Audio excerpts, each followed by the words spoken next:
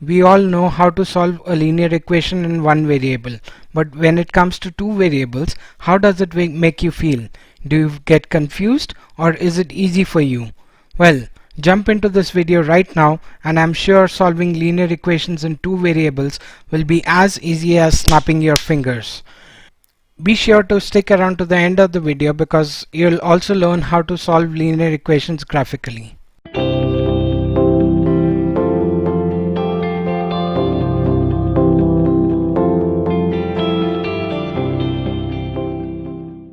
Hey guys, my name is Vikas Sharma and I welcome you to yet another edition of Exponent to Success. Exponent to Success is an initiative that is committed towards adding an exponent to your learning curve. If you are new here, I would suggest that you subscribe to the channel right now so that you don't miss out on any of our future content. This video is first going to give you an introduction of what linear equations in two variables, or simultaneous equations what we really call them, really are, and then we'll understand what do we mean by the solutions to these equations. But be sure to stick around to the end of the video because you'll also learn how to solve these simultaneous equations graphically, and that's going to be the most important, so do stick around to the end of the video. So first of all, what we'll do is we'll start with a very simple equation, which is 3x minus 5 is equal to 13. Now all of you know that this is a linear equation in one variable because it has one and only one variable, which is x, and what we have to do is to find the solution of the equation, or to find what the value of x should be. And we know that linear equations in one variable always have only one value of x which will satisfy the equation. So let's see what that value is, but to get that we will have to get rid of all these other numbers that are there with x, and we want the value of x alone. So what we have to do is we have to undo all these operations that have already been done on x. So to do that, we'll first add 5 to both sides of the equation. So the equation becomes 3x minus 5 plus 5 is equal to 13 plus 5, which makes it equal to 3x, and the negative 5 and positive 5, they get cancelled, and 3x is equal to 18. And then we want to get rid of the 3 also, so to do that we divide it by 3, and since we are dividing the left hand side by 3, we'll have to do the same to the right hand side also, and that's because to balance an equation, whatever we are doing on one side, we'll have to do the same to the other side also. Think of like a weighing balance. If we are adding 5 kgs to one side of the weighing balance, you'll have to add 5 kgs to the other side of the weighing balance too. So whatever we are doing on one side of the equation, we'll do the same to the other side of the equation also. So here the 3 and 3 get cancelled, and on this side the 3 goes into 18 6 times, so we get the value of x is equal to 6. Now think about it, what really x is equal to 6 is. This is called the solution to this equation, right? The solution to this equation, and we should get the equation should be satisfied if we plug in this value of x right into the equation here. And let's try and do that. So let's plug in the solution. So x is equal to 6, so 3 times 6 is equal to 18, and 18 minus 5 is equal to 13, and 13 is what we have on the other side. So yes, x is equal to 6 is a solution to this equation. Okay, we understand this, that this is a linear equation, but what happens when we have a linear equation in two variables? Now let's take an example for that. Let's suppose that I am coming back home from work, and I travel some distance by bus, and I walk rest of the distance.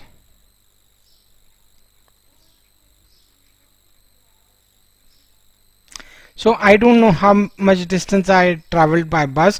I don't know how much distance I traveled by I came walking, but let's suppose that the distance I traveled by bus was x kilometers, and the distance that I walked home was y kilometers. And if I know that the distance from my home to my workplace is 18 kilometers, then I came some distance by bus and I walked some distance.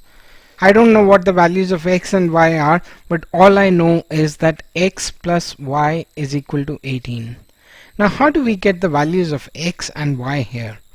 We could find the value of x in this equation, and that was pretty simple because it had just one variable. But when we don't have the value of another variable, so even if we try solving for x, let's say this is x plus y is equal to 18, so we subtract y from both sides of the equation and we are left with x on this side, and on the other side we are left with 18 minus y. Well, it still doesn't give me the value of x in any specific number. Till the time I don't get any value of y, I won't be able to find out what the value of x is. So that is the challenge that we usually face with linear equations in two variables. And well, it's not very difficult to get rid of that challenge. All we have to do is just get two of these equations together and find out the solution for that. Now how about taking two equations? So I'll just come back with a new page and let's take two different equations. Alright, so I've got these two equations with me. 3x minus y is equal to 1 and 2x plus y is equal to 9. So what we'll do is, in the last equation we saw that we worked out the value of x and it didn't work out. Now let's try and find the value of y. So making y the subject, what we'll have to do is we'll add y to both sides of the equation. So it becomes 3x minus y plus y becomes 0, and here we get y plus 1. And I'll just swap these places around, so it becomes y plus 1 is equal to 3x, and now subtracting 1 from both sides of the equation we are left with y is equal to 3x minus 1. So this is the equation that we have converted into, and doing the same, this seems to be pretty easy because here all we have to do is we have to subtract 2x from both sides of the equation.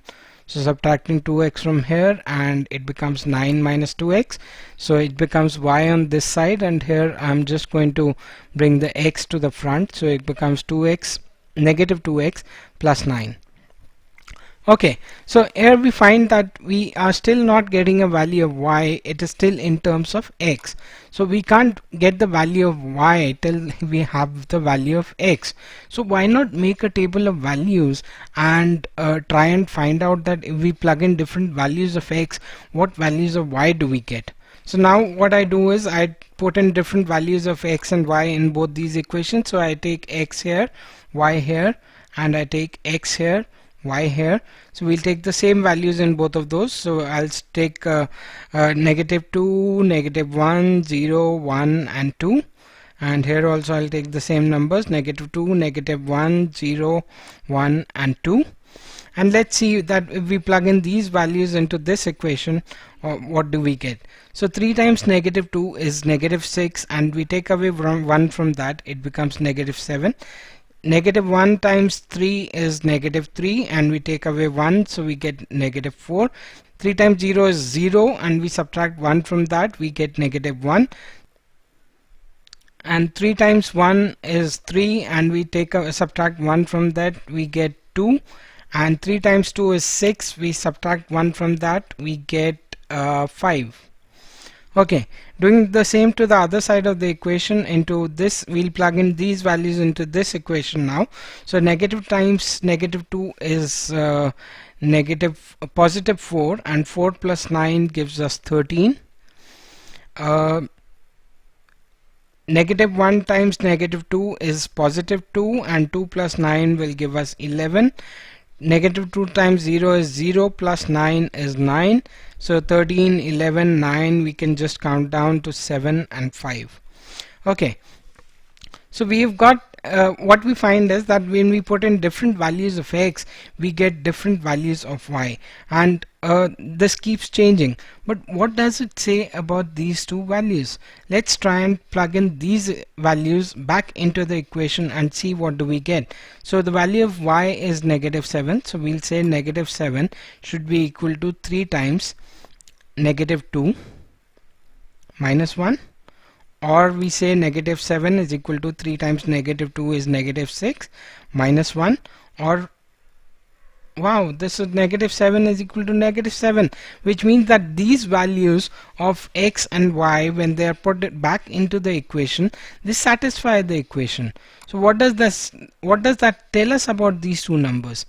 It says that these two numbers are the solution of the equation. So we can write that as an ordered pair also, that negative 2, negative 7, the value of x comes first and then y. So negative 2, negative 7 is a solution for this equation, y is equal to 3x minus 1. What about these other numbers that we have in the table? Well, why not try these two numbers, 1 and 2. So we get the value of y as 2. On the right hand side, 3 times 1 is 3, and we take away 1, we get 2. So 2 is equal to 2. Well, that also is a solution. Then if these two are solution, then this also must be a solution, this also must be a solution, and so is this a solution. And not only these, any number in between, even if I take half or 1/3 or 1/4 between 0 and 1, I get another solution. So this equation in two variables, y is equal to 3x minus 1, not only this, or any equation in two variables will always have infinite solutions. What we are interested in is in finding out one solution which satisfies both equations at the same time. Or when we say at the same time, it also means simultaneously. So we are looking at one solution which satisfies both the equations simultaneously. So let's have a look at the numbers again. Negative 2, negative 7, and here it's negative 2, negative 13. Negative 1, 4. Here we've got negative 1, 11. Here we have got 0 and minus 1. Here we have got 0 and 9. 1 and 2 here, and 1 and 7 here, and 2 and 5 here, and 2 and 5 here. Wow, aren't they both the same numbers? 2 and 5 and 2 and 5. How about putting these values of into both the equations and see what value of y do we get? So when we put the value of x as 2 into this equation, we get 3 times 2 is 6, and 6 minus 1 is 5, so y is 5. And here if we negative 2 times 2 is negative 4, and add 9 to that, you get 5.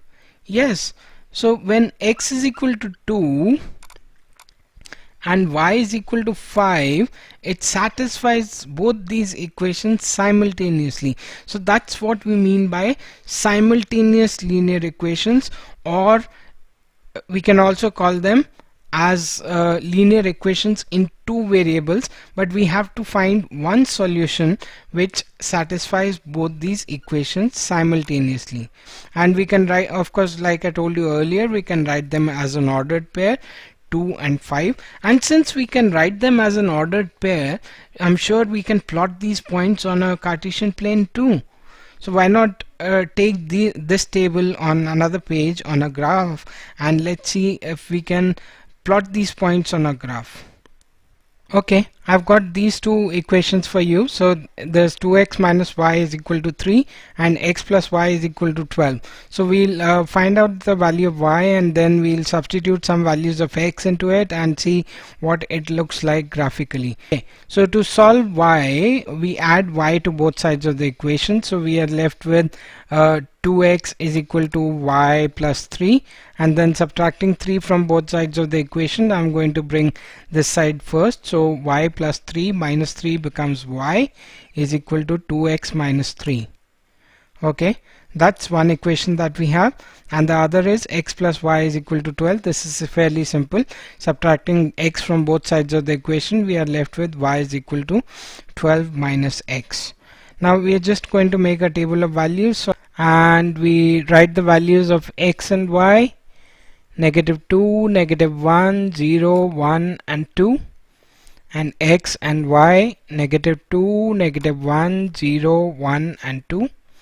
So here in this we see that when x is negative 2, so it becomes negative 4 minus 3, which becomes negative 7. When x is negative 1, it becomes negative 2 minus 3, which is minus 5. When x is 0, it becomes 0 minus 3, so negative 3, and then it will be negative 1 and 1. And here we have the values 12 minus x. So when x is negative 2, 12 minus negative 2 will give us 14. Negative 1, 12 minus negative 1 will be 12 plus 1, 13, 12, 11, 10. So that's our graph. Why not put it on a graph and see what these values look like on a graph? So I'll come back with the graph and then we'll take it forward.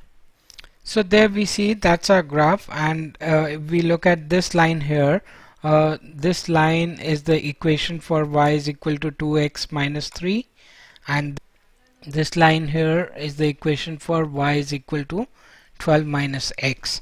And if we plot these points, so these x's that you see are the points that were plotted, and if we extended the line, we see that they meet at one central point and this point. So here, if we see what these points are, we'll just so this seems to be 7, and this is 5. So that means when x is equal to 5, that time y is equal to 7, or you can also say that this is the ordered pair 5, 7. So 5, 7 should be a solution for both these equations simultaneously. Let us check if this does satisfy the equation. So let us see if y is equal to 7. So we write 7 is equal to 2 times 5, which is 10, minus 3, and yes, 7 is equal to 7. That is a solution. So the point 5, 7 is the solution for this equation. And for this equation, y is equal to 12 minus x, so y is equal to 12. Or even if we put it in the original equations also, x is equal to 5 plus y is equal to 7, so 5 plus 7 is equal to 12, and yes, 12 is equal to 12. Here also 2 times x, or 2 times 5 is 10, 10 minus 7 is 3, and yes, that satisfies this equation. So yes, 5, 7 is a solution for both these equations, and it satisfies both these equations simultaneously. So this is how we solve simultaneous equations in two variables, or simultaneous linear equations in two variables. If you like the video, which I'm sure you will, please show your love by clicking on the like button below the video. And be sure to share it with your friends also, so that they also learn something new out of it. And also, if you still haven't subscribed to the channel right now, do click on the subscribe button here, and don't forget to click on the bell icon too, so that YouTube notifies you as soon as we upload any future videos. And you can watch these videos next shown on the list here. Bye people, take care.